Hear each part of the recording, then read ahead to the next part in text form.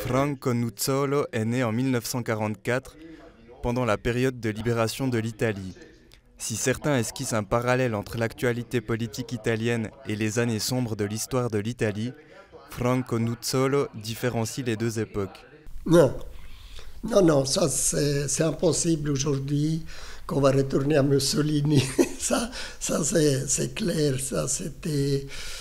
moi je veux dire que c'était une époque aussi que c'était entraîné, tiré dans un vent entre Hitler et Mussolini qui est venu au même moment. L'extrême, ça ne peut pas venir parce qu'on a quand même beaucoup avancé depuis 1946. Massimiliano Rizzato, lui, s'inquiète.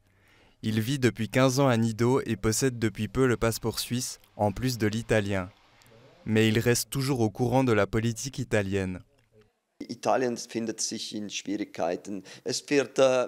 L'Italie est dans une situation difficile. Elle se dirige vers un gouvernement ultra-conservateur semblable à celui de la Pologne. Sauf que les libertés seront encore plus réduites, que les gens pourront moins se développer dans leur travail. Le thème des salaires égaux entre hommes et femmes n'est pas du tout considéré.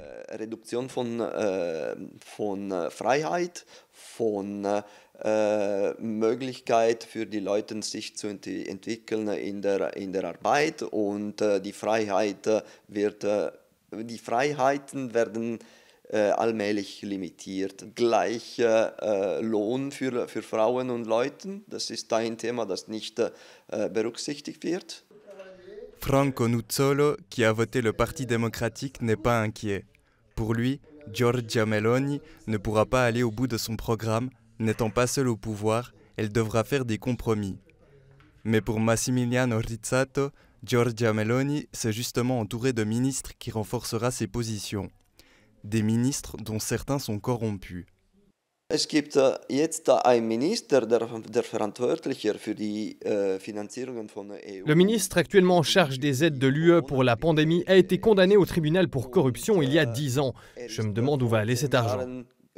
Schuldig gefunden in einem Gericht. Und wo werden diese Finanzierungen gehen, ist eine Frage, die ich mich mache.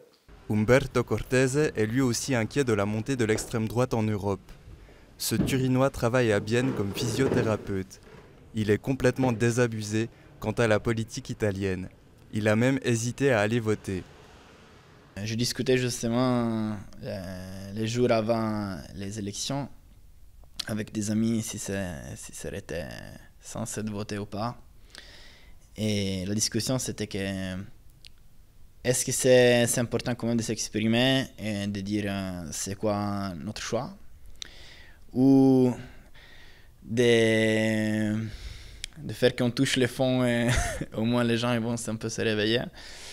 Et au final, moi, j'ai opté pour dire on s'exprime, on montre c'est quoi notre choix.